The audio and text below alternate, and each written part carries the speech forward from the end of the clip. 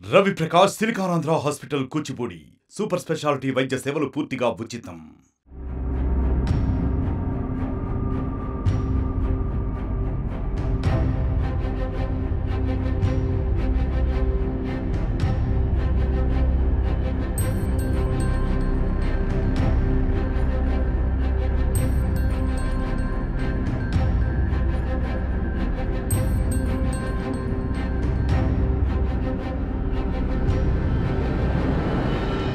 ఎన్టీఆర్ జిల్లా Nandigam police station పరిధిలో ఒక చీటింగ్ కేసు నమోదు చేయడం జరిగింది.